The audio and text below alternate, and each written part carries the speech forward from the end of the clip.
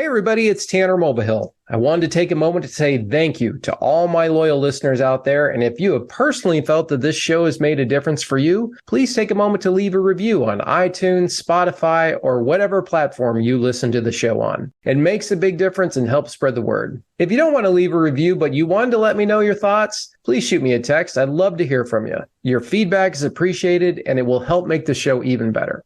At the end of this week's show, I'm going to share with you a very simple rule that will have a big impact on your business now and going forward. I hope you stick around.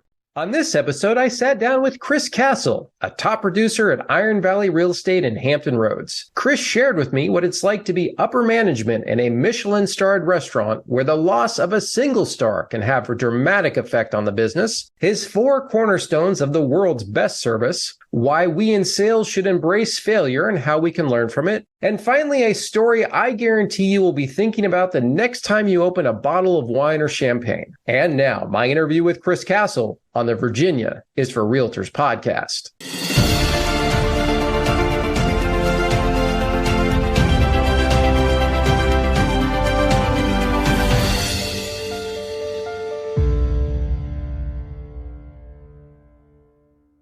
Welcome back, everyone, to another episode of Virginia's for Realtors, now in our second season. I am pleased to be joined today by Chris Castle, a top producer at Iron Valley Real Estate in Hampton Roads. Chris, how are you today? Couldn't be better. That's what they say. That's right. We got a hot one out here today, though. Yep, same here. It's one of the things about kind of going back and forth across the state is just the different areas and the heat index. I'm in Virginia Beach currently, and it's definitely rising a little bit. Not sure if I'm going to get to hit golf balls this afternoon or not. That's always my goal. All right, well, let's go and get this started. My team reached out to you because you made the Platinum Club, according to the Hampton Roads Association of Realtors, for their Havana night. And those that are unfamiliar, Platinum, the way it's explained to me, is $250 plus in commission. And after all the expenses and everything else are taken out. So you had a very profitable year. And I really want to get into kind of what led to that because, you know, you haven't been doing real estate for 50 years. You basically just kind of gotten into the business a little bit ago, and we're going to go into that. My starting point is always tell me a little bit about what you were doing before you got into this. I've actually had a myriad of different careers. And one time I was speaking with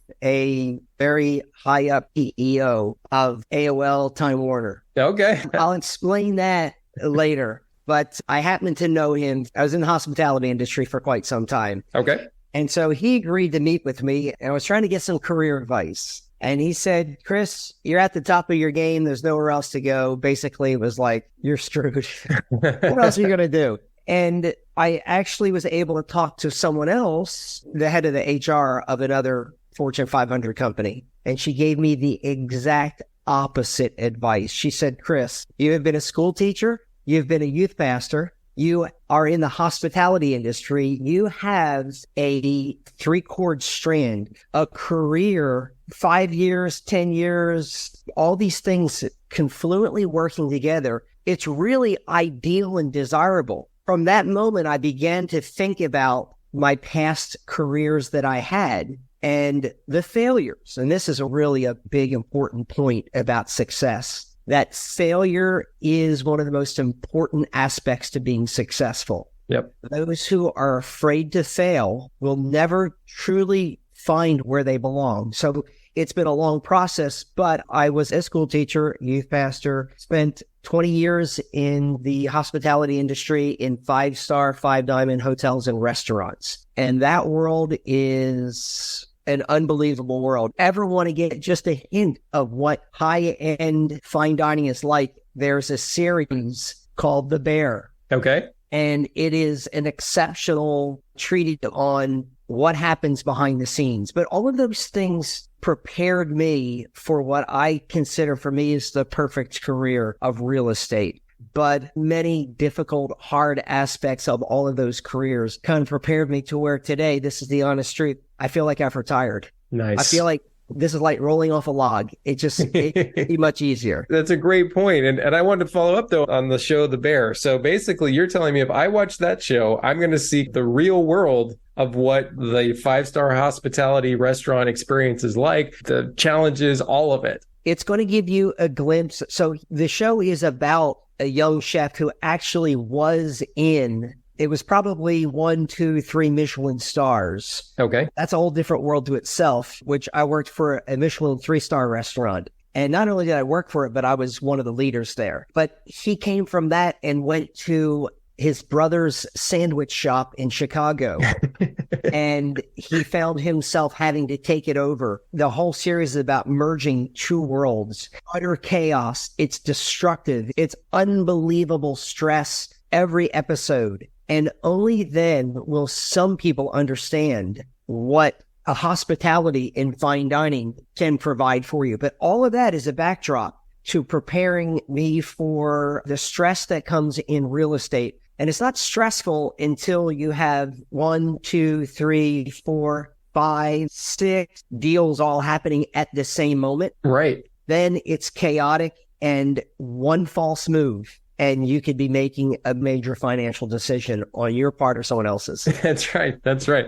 Well, I want to follow up the Michelin star ratings a little bit more. So explain to me the Cliff Note versions. From my understanding, obviously, the more stars you have, the higher the restaurant. How would you lose a star? How did you gain a star? Just working at that level, how did that go? And how did you get there? Let me give you the teeny tiny compact history of how it all works. Okay. Back in the maybe 30s and 40s, when automobiles were starting to become prevalent throughout the United States, the American Automobile Association, AAA, they created a guide for people in their cars and told them, here's places where you can visit. There's a hotel on this highway. There's a restaurant on this highway. And then eventually, Mobil, the gas company, they became a competition and they started it. But then there's a tire company in Europe called Michelin. They did the same thing. So Michelin stayed in Europe for much of its time, and AAA and Mobil Travel Guide, they were the American version. And over the process of time, it became a very competitive realm to where, as in the United States, there's only 4 cities that actually can be rated by Michelin. They're only in those 4 cities. So you may be the world's best chef and be living in Dallas, Texas. You will not be a Michelin-rated chef. It's not because you're not good enough. It's because Michelin hasn't gone there. Okay. It only goes where there is a city that is fluent in fine dining. So probably about 10 years ago, Michelin came to Los Angeles and Las Vegas and Chicago and Miami. Since then, they've left Las Vegas, Los Angeles, Napa. They kind of merged those all two together. But the point is, it's extremely competitive. It's about perfection. Yes. And so when you work in an environment where perfection is not the ideal, but it is the absolute standard,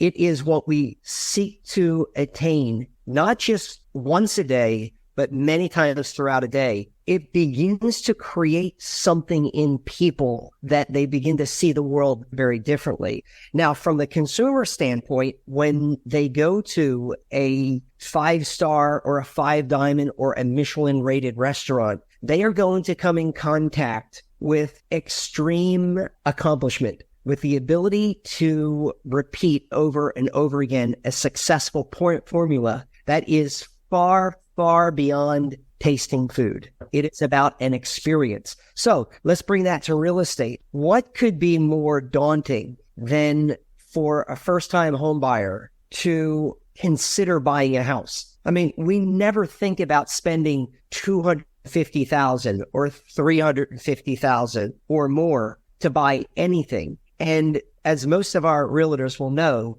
$250,000, you can stumble onto maybe a hidden gem, but generally speaking, it's not going to be the best place. Right. So our role is to be a tour guide and to take them through an experience. And there's one aspect that translates into becoming a commanding realtor or anything in life, and it's this one term, mastery. If I were to juggle 7 bowling balls, that's about the dumbest thing that anybody could aspire for, but I guarantee you, I could have a crowd of 15 or 20 people standing, watching, and saying, wow. So it doesn't really matter what you're doing. If you're masterful at it, you will be commanding. And if you're commanding, you will be in demand. So the 20 years of preparation in the fine dining realm sort of prepared me for how to read people and to emote and to understand what we would call trepidation. It's the bumps and bruises along the way. If I know that you are going to be terrified by some twists and turns in the road, but I can soothe you and calm you and I can advise you and warn you, then you'll relax and you'll trust me. That's how all of that confluently works with how I got into real estate. When we come back, I want to talk about that first year in business because it sounds like the systems, processes in place were nailed right out of the gate. So we'll be right back with Chris Castle. Do you love helping clients buy and sell houses but hate the back-end paperwork? Then don't do it. Let my friend Amy Buchanan with MRE Assist handle it for you. Amy handles all the details from contract ratification to closing, including scheduling inspections, verifying contract compliance, coordination between the parties, including those pesky loan officers from other companies that don't keep you in the loop, sending weekly updates, and contingency deadline reminders. If you are ready to stop spending your time on 80% of the business that doesn't make you any money and start focusing on the 20% that does, then give my friend Amy Buchanan a call at 703-942-9802 or shoot her an email at amy@mreassist.com. That's Amy at mreassist.com. Make sure you tell her Tanner sent you. Welcome back, everyone. So, Chris, we were just talking about the 3-star Michelin star experience at the restaurant and then transitioning that into real estate. You decide to become a realtor. Tell me about the transition. Tell me about your first year. So I think going back to something I hinted to, one must learn to embrace failure. Failure can be failure for a good reason or for a bad reason. And for me, I was at the pinnacle of success and I was managing 5-star, 5-diamond, and 3 Michelin star restaurants. Extremely intense. But I took the better job and I moved on to Virginia Beach, to a hotel that had great aspirations. And when I spoke with them, they were impressed by what I told them I could do for them. And it only took 1 year for me to realize that I was a bad fit and for them to realize I wasn't their person for them. And I got fired. I got laid off. I wasn't fired because I did something wrong. It's just like they removed the executive chef and the general manager was gone. They kind of cleared out house. Yep. But here I was, unemployed. When people consider real estate, they're kind of looking with rose-colored glasses at what it could be like. And they're thinking of this idea that someone is walking around with a little leather pad and they're taking notes and they're casually walking through a house. And they get this idea that real estate, it must be nice. It must be fun. It must be easy. When in reality, it can be the opposite. It can be grueling, but in a great way. To transition into real estate, there is going to be a significant gap. You're not going to perform well at first, and you're not going to generate any revenue. You may get lucky. But for me, I became a realtor at the end of August of 2019, and my first transaction closed December 9th. That's my birthday. I can remember that day well. So I went September, October, November, December, almost 4 months before I had my first commission. Yeah. That right there is going to deter many people from ever becoming a realtor. Yep. But I had the luxury of not having an option. So I had to decide what to do. And I was sending resumes all over the country because there's very few 5-star or 5-diamond hotels and restaurants or Michelin star restaurants. There's very few. So my options were extremely limited. I had actually gotten my realtor's license back in 20 when someone had whispered in my ear and said, you'd be great in real estate. You ought to get your license. And he was going to train me for commercial real estate. So I got the license and then I learned that very hard lesson. You just can't do this casually part-time. Right. You have got to jump in the deep end and belly flop, but you got to get in there. And so here I'd been holding on to my license and I had a fantastic experience with my realtor who helped me buy a house. His name is Edgar Munoz. Okay.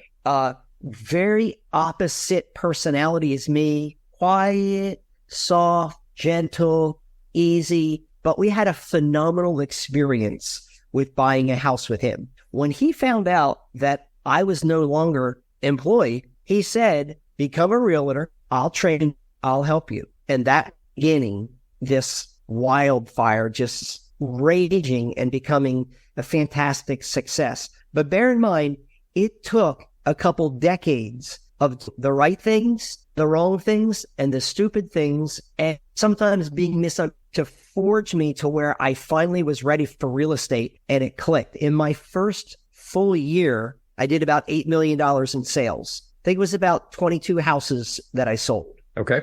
Second year, I did 12 million, and last year I did 15 million. Wow. The trajectory is just heading up and sticking in that first year, because you're right. Some people stumble out of the gate and they get discouraged and they quit. And then other people are like, you know what? I'm not doing anything yet, but I'm going to make this work. You've had many guests on who've had kind of that experience. Every so often you catch lightning in a bottle and you kind of stumble and start and getting some deals. But when you go from your first 4 months, what were the things that you were doing that was laying the seeds for when you did start the production? What was during those 4 months leading up to that first transaction that allowed you then to just... Right.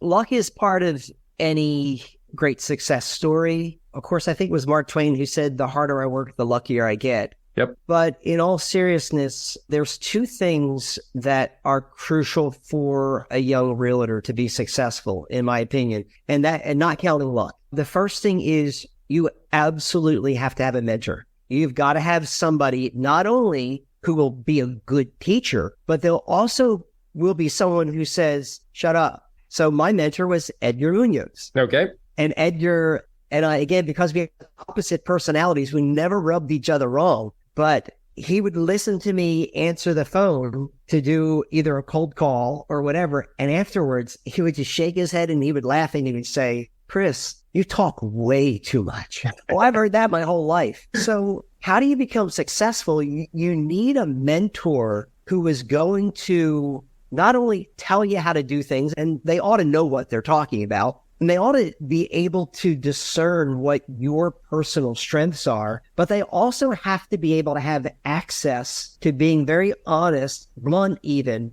to tell you, in short, shut up. How to do the right things the right way. The second thing that you need in order to succeed as a young agent, or any agent really, is leads. So there's people all the time who say, I want to get into real estate, and they get their license. And what do you think happens? 3 months, 6 months, 9 months, 12 months later, they're working another job. Why? Because the hardest part of real estate is getting the lead. That's right. Gary Keller says in his book, the number one job of a real estate agent is lead generation. It's so true. It doesn't matter how well you know the contract. It doesn't matter how personable you are. If you don't have anybody you can help, it doesn't matter. Correct. So, yeah. Now, that's where getting into a background in hospitality. So for many, many years, I was what they call a head waiter, table captain. And in fine dining, we had many, many tiers of service. We had up to 25 people serving just a few guests. So there's many tiers, but my role was to start the experience with the guest and to communicate with them. And within literally, say, 2 minutes, I had to make these people who were getting ready to spend $700 for 2 people for dinner. It's $1,000 now or more. But at the time, $700, that's mind blowing. And not everybody's wealthy. There's people who save money for, literally, they say, I've been saving for a couple of years for this. This is a big deal. It's a 25th anniversary. It's a 50th birthday, whatever. Yeah. They've been saving for a long time. And we've got a very short period of time to connect to them, to hear their story, and to draw them in to where they're going to trust me to be their tour guide. And it's perfect for real estate. So the ability to read your people and to give them a sense that you know what you're doing and where you're going, even if you don't, it's a crucial aspect to the success of real estate. For sure. Let's talk a little bit about the client experience coming from your background and how you do it now. Let's just use the military family moving to Virginia Beach. Tell me a little bit about how the process starts, some of the things that you kind of feel that you do maybe different than other people that bring in that level of service, ranked level of service, right? So what are those steps? I have 4 cornerstones that I have learned and that I've taught in hospitality, these are the real cornerstones of world's best service. Okay. It doesn't matter what industry you're in, doesn't matter what role you play in that industry. What must be provided to ensure world's best, not just good, but world's best service is first availability. I know agents in my office. One is a new mom, and she's like, after 7 o'clock, I do not answer that phone. And I get it. I totally get it. You have to have barriers in your life, and those barriers are freedom in which you operate, but those are barriers. There are people out there who are like myself. I tell people, you call me or you text me, it's really what I emphasize, text me any time. I'm getting ready to send somebody a text at 11 o'clock and my wife says,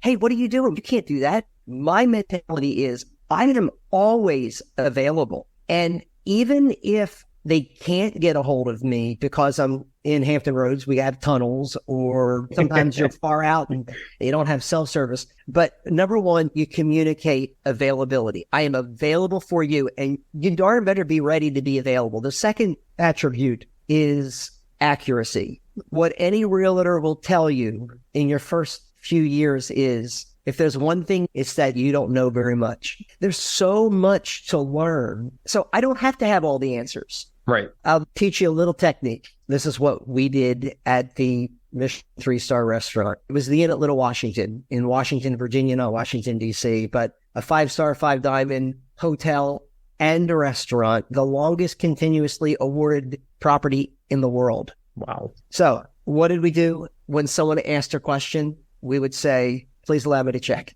And our secret was we avoided saying the word no at all costs. We spun it around. Instead of saying, I don't know, or bluffing and saying, yeah, I think so. What you do is by saying, please allow me to check, you begin two things. You communicate to them accuracy. I am going to give you a right answer. And secondly, service begins at this very second. Right now, I am going to serve you. So it puts them in a position of control. Ask all the questions you want. I'll give you all the right answers. If I don't know the right answer, I will say, please allow me to check. That's the second cornerstone. The third cornerstone is advocacy. If you were to tell me, hey, Chris, I'm looking for a TV, 85-inch screen TV, got a great big wall, want to fill it up. I say, well, don't go anywhere. My brother works at the Best Buy, and he said that they've got 5 TVs right now. He gets a 50% off discount. Go in there, meet my brother, tell him which TV you like.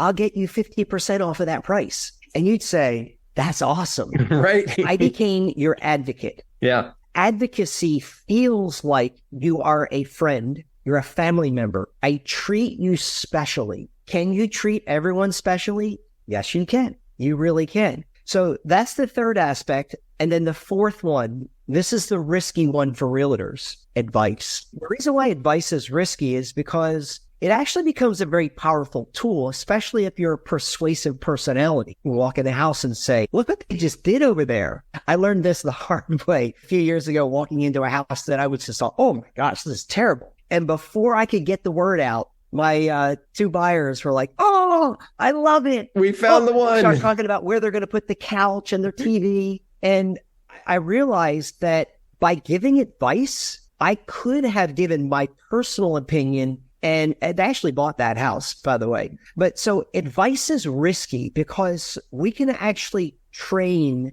our clients not think for themselves and to let us do the thinking. Then we talk them into a house that's not good for them. Then after they have a ratified offer and they write the earnest money deposit check, and then they pay for the home inspection, and then the home inspection report terrifies them because they always do. That's when all of a sudden they're saying, what have you done to me? Right.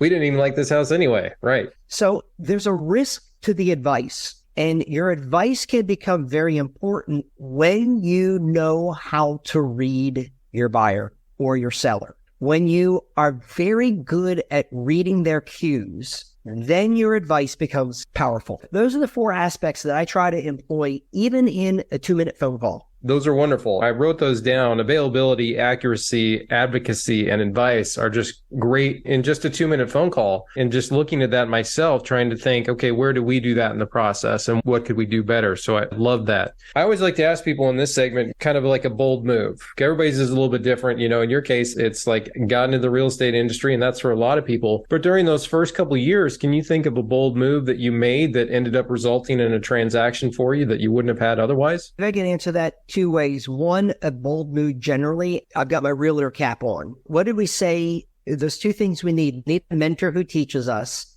and then we need leads. So how do you get leads? Every single realtor gets 1 million phone calls of people who are generating leads, and they don't do it for free. They want to be paid. So number one, big, bold step was at some point, I had to make a decision. Am I going to get leads? No, I currently spend $36,000 a year getting leads. That is very bold. $36,000 a year. Oh my gosh, are you kidding me? In 10 years, $360,000? It's sort of counterintuitive, but the adage is it takes money to make money. And so you're going to teeter on, what do I do? Do I send the mail out? Or do you think about, oh gosh, $500 is a lot of money. That's an acute issue that we deal with. Am I going to spend the money? A big, bold move. I think a big, bold move for me was getting into the flipping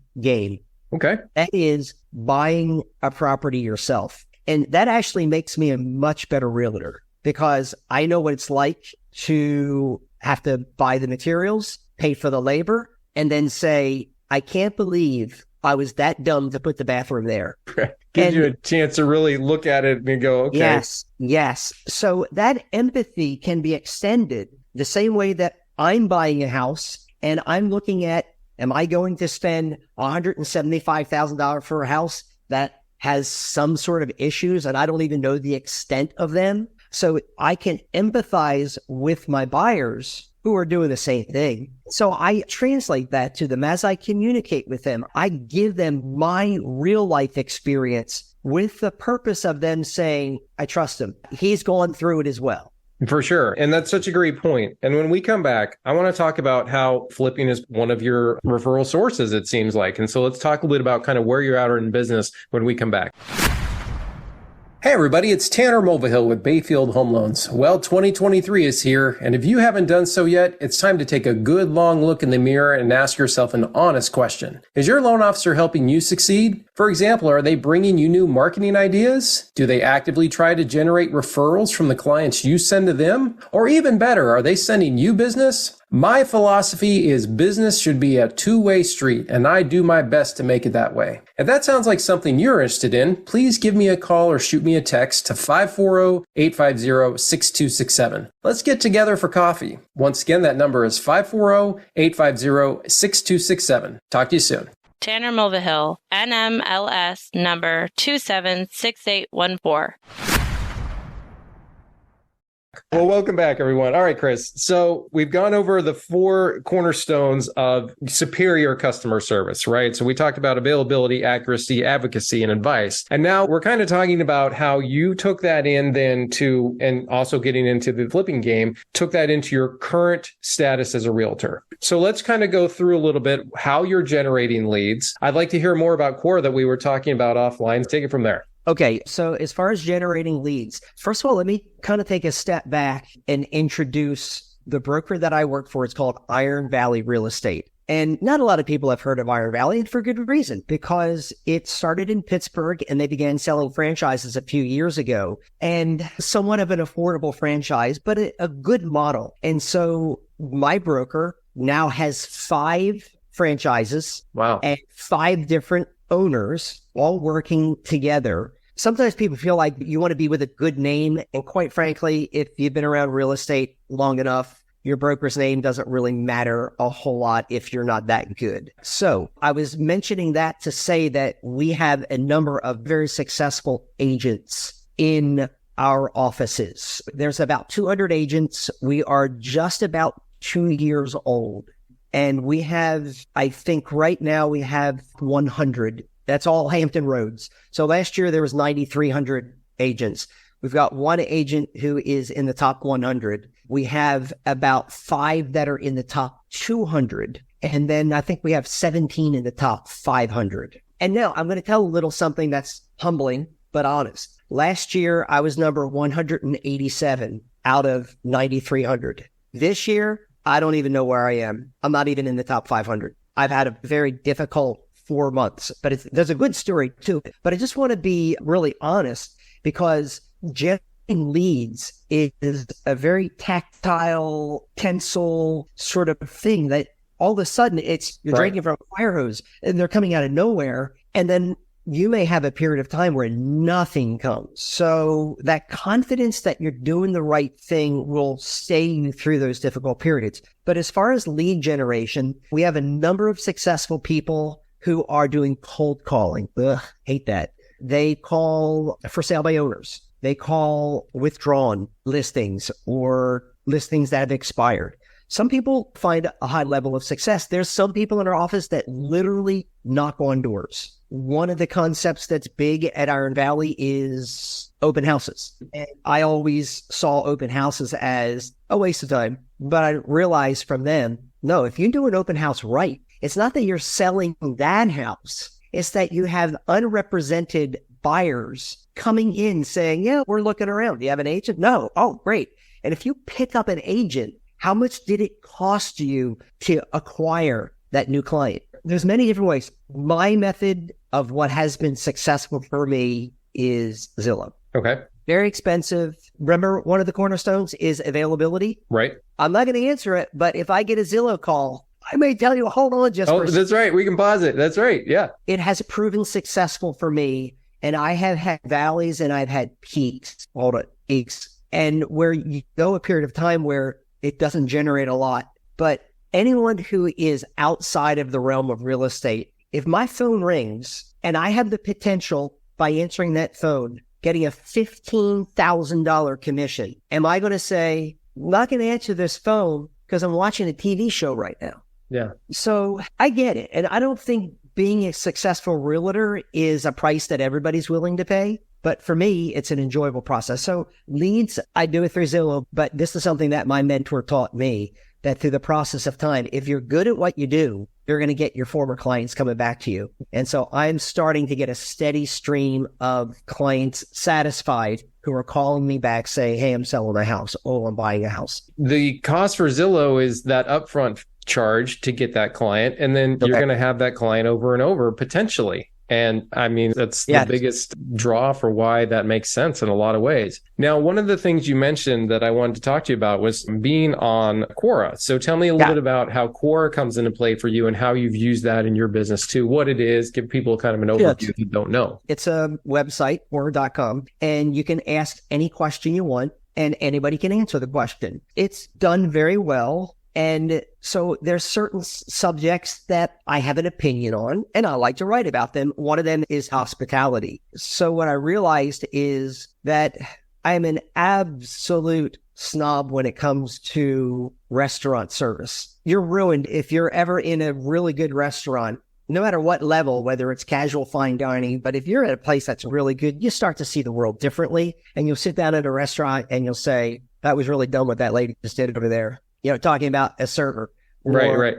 You see what they're doing wrong. So it kind of ruins your world. You get a lot of takeout is what you're telling me. Right. I used to live in Yorktown and there's Gus's New York Pizza. It's a little dive. It's a little hole in the wall. And I cannot tell you how many times I called the server over. There was always 2 ladies doing everything. And so many times I said to them, I just got to tell you again, you are phenomenal at what you do. I see how you control that you run the whole floor. I see how you answer people. It doesn't matter what level. Great service is really something that can stop people in their tracks. Yes. So I decided to take my experience and my snobbery and put it on Quora and answer questions about service and hospitality. And what we were talking about when we took a break was that I have one answer that I wrote. The question was, what's one thing that you should never do at a restaurant? I mean, you can imagine there's 1,000 different ones.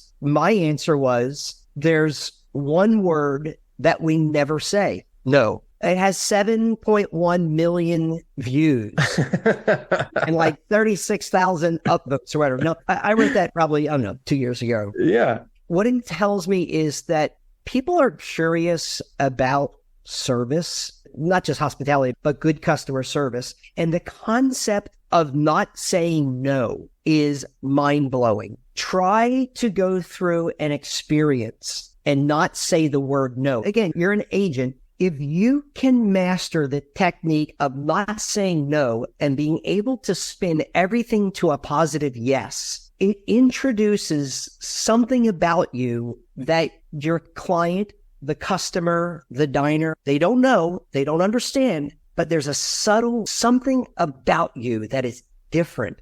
And isn't that what we want? We want to stand out. For sure. Not a weird way, but the concept of not saying the word no is revolutionary because it causes you to say, what are the possibilities? How do I spin this to a positive experience? And so while as a realtor, it's not so crucial to not say the word no, but to be able to take any experience and to demonstrate how it's positive. Let me give you an illustration. I used to live in the Hampton Roads area, known as Hampton Boulevard in Norfolk. It starts at, say, ODU, downtown Norfolk, Ghent area, and it goes all the way up to the main gate of the naval base. It's very busy. I used to live on Hampton Boulevard, 5 lanes in front of my house. Oh my goodness. Our house was wonderful. We loved it, but I had 5 lanes in front of my house. No, what people will often say is, oh, you get used to the noise. No, you don't. No, you don't. Okay, good to know.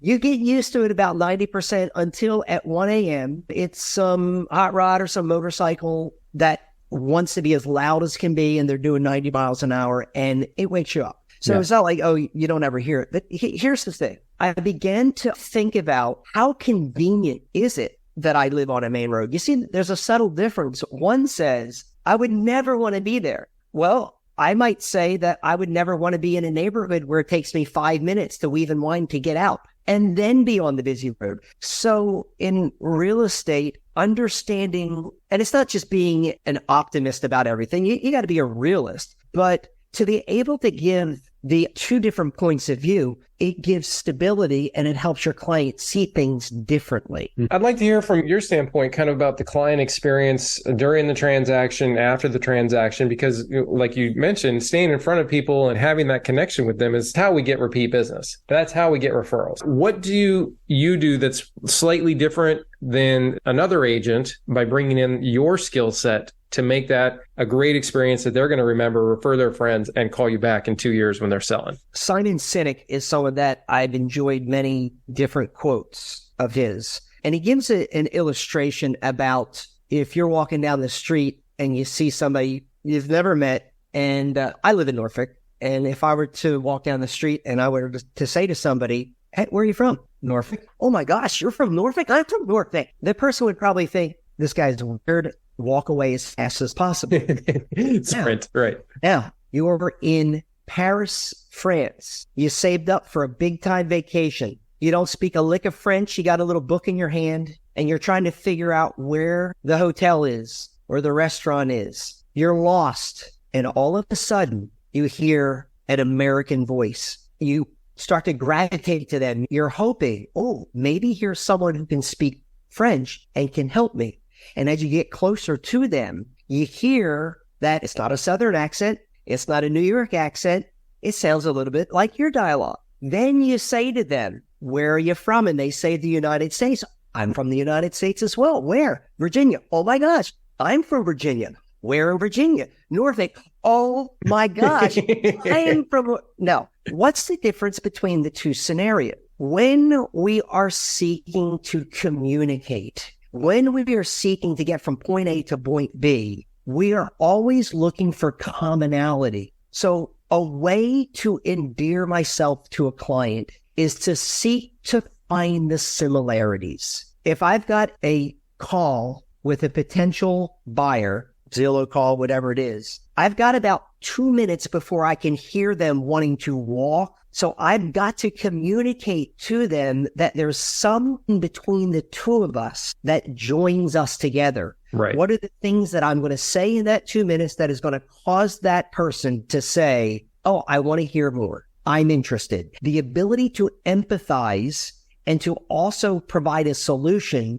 is what endears people together. That's how I get my clients, because I become personal to them in an appropriate time, in an appropriate way, and I'm always seeking some device to show that I can empathize, to show them I understand what you're going through. Example, we just started looking at houses, and I show someone the first house, and it's, in my mind, it's an absolute winner. They don't know how good it is. They haven't even looked. So what I do is I say, I actually really wish that I had not showed you this house right now. Now, that gets their attention. And here's why. I wish that I had showed you 5 other houses, and none of them would compare to this one. You don't even understand how good this house is, but I get it. I understand. And so I talk to them from that aspect. I don't try to talk them into this. This actually happened 2 days ago. And my buyers said, we're not going to make an offer on the house. And I told them last night, I said, I want you to understand how much I respect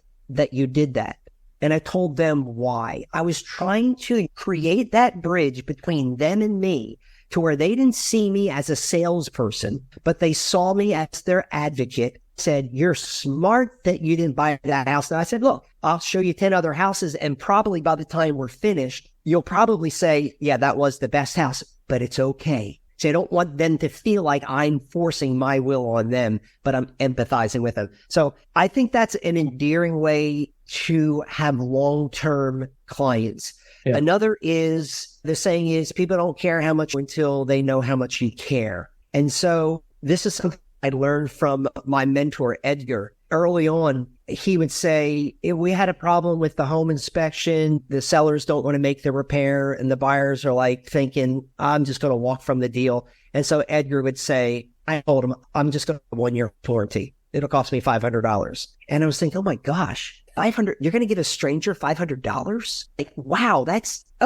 not my way of doing it. I just bought somebody a $1,600 garage door. Right. And I'm still doubting myself. But what I've learned is, remember, advocacy. These people, I do care about them. And if you don't care about people, you can probably still be good at real estate, but I care about people, and I can empathize and sympathize with them at the same time. And so those are the things that will endear people to you. Such a good point. And the other aspect of that too is I think sometimes people are, in my opinion, I think people are afraid to come off the money a little bit, but think how much time, effort, and energy you saved yourself by that, right? They may never find the right house. You could have been out for the next 7 weekends and didn't go anywhere. Absolutely. It's like, hey, I'd rather have some money than no money, and this is closing and going to bed. So we're moving in the right direction. Chris, I've really enjoyed our conversation, and I always like to ask my favorite question at the end is kind of just like your best story, your best real estate story. You have such a unique background. Maybe it's just a story that we haven't heard before. Do you have a funny, scary, weird real estate story, or do you have a better one from the hospitality side that you want to tell us about? Oh my gosh. One of my favorite hospitality stories, at the end of Little Washington, they have what they call the chef's table, and you actually dine in the kitchen. And 99.999% of restaurant kitchens, you would never want to even be in there. But there, it's actually an incredible dining experience, a glorious table, amazing service. I have so many stories, but I'll tell you my most embarrassing one. Okay. I was a little bit newer as being a table captain, and they told me, Chris, you're going to be serving guests at the kitchen table. It's going to be a party of 6. Now, I want you to understand that these people went to a charity auction, and Little Washington donated dinner for 6 at the chef's table with a 10-course tasting menu and some of the world's greatest wines. Okay. And they paid $8,000 at the auction. And it was the highest offer of the night for anything. Number 2 was 2 front row seat tickets to see Madonna and go backstage and meet her, the old Madonna from 20 years ago. And so the pressure was on. And so everyone's seated at the table. There's an extreme dramatic thing that they do when you dine at the kitchen table, including a Moroccan-inspired hand washing and Gregorian chants play in the background. It's very calm and very soothing in a kitchen where there's almost no talking. It's an amazing experience. I was to begin by serving a bottle of very fine champagne. And this champagne was unique because of the shape of the bottle. And the night before was opening, coincidentally, the same bottle. Now, when you open champagne, it has what's called a cage, and there's as much pressure in a champagne bottle as a truck tire. That cage is a metal wires that wraps around, and when you take that off, it seldom happens, but that cork could eject. And you hear when people pop the cork, you never want to do that with good champagne. Okay. So the night before, I was loosening the cage at 6 turns, and when you take that 6th turn off, the cork started to come out. Oh, I put my hand on top of it. Wow, that was close. I'm opening the same exact champagne the next night. So I'm at the table, remembering 6 turns to take off the cage. Oh, remember, and I put my on top of that cork so it wouldn't sheet out. But that darn thing had so much pressure inside that the bottle shot out of my hand, down, hit the floor. This is 100% legit true. The bottle hits the floor and begins to spin in a circle. As I step toward the bottle to pick it up, my toe taps it and it literally ejects across the floor, past the table, under the counter in the pastry station. I lunge for it, and when I lunge for it, I hit the wet spot in the floor and my feet go out from under me, and I'm horizontal and lying flat on the ground looking up at 6 people who paid $8,000 aghast. I'm sure. How do you recover from that? I'm dying to hear. Tail between your legs, and you come back and you just act like, yeah, it happened. Yeah, that's the second time tonight. Don't worry about it, folks. That is a great story right there to end on. Well, Chris, I can't thank you enough for coming on the show. You shared such a lot of great ideas and just gave me a lot to think about. So thank you so much for coming on. You're very welcome. Iron Valley Real Estate, it's for you. There you go. Well, that's it for this episode of the Virginia is for Realtors podcast. If you're a realtor looking for a loan officer you can count on to follow up with the leads you send, keep you updated on the transaction every step of the way, and get you to the closing table on time, give me a call. I'd love the opportunity to sit down with you for coffee to learn more about your business and how we can make it even better. Until next time, this is Tanner Mulvihill on the Virginia is for Realtors podcast. I promised you in the intro that I would have a big rule that you should follow that's really going to help your business now and going forward. And I'm going to go over that in just a minute. But, normally when a loan officer talks to a group of realtors, they say 3 things. Number 1, I got great rates. Number 2, I got great service. Of course, everybody has great service or they wouldn't be in business right now. And finally, number 3, they say, hey, I got some loan program you've never heard of, or maybe you've heard of it, but maybe we have a unique wrinkle on it, whatever. And I'm a little bit different. My philosophy is very much, I am a two-way street person. And what that means is that when my real estate partners send me referrals, I want to figure out how I can do the same for them. And I've come up with a very simple rule that you should consider when you're thinking about which loan officer you're going to use, you're meeting with a new loan officer, because I feel I'm the benchmark that you should judge others by for this. And that rule is this, the rule of 1 to 5. And what that means is that of every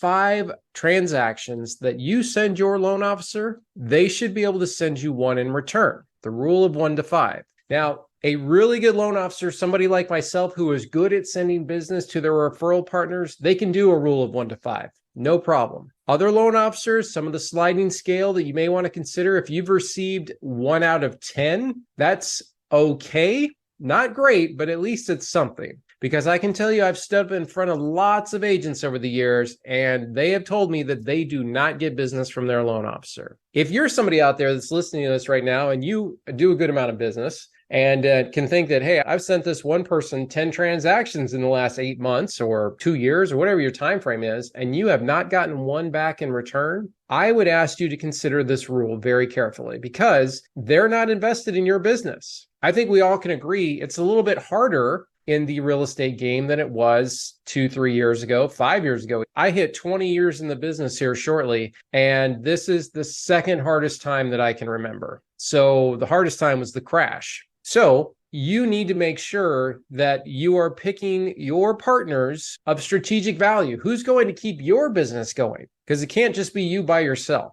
Now, what do I do to get business? How does somebody like me go about getting business for my referral partners? There's a couple things that I do that's a little bit different. Number one, when a referral comes over from a referral partner, one of my agents, for me, I actively make sure that I ask that referral for business for my referral partner. Let me say that again. I actively ask for business from the referral for my referral partner. So that person's buying a house. They know friends and family that may be considering buying a house as well. It's just like the whole red car theory. Hey, every time you buy a red car, all these red cars. Same thing for these folks. So we need to be asking them, hey, do you know anybody looking to buy or sell that, insert agent's name here, could help? And I ask that on a regular basis, so much so that I wear on my wrist a slogan to remember that says, ask every time. And I do so to make sure that I ask every time.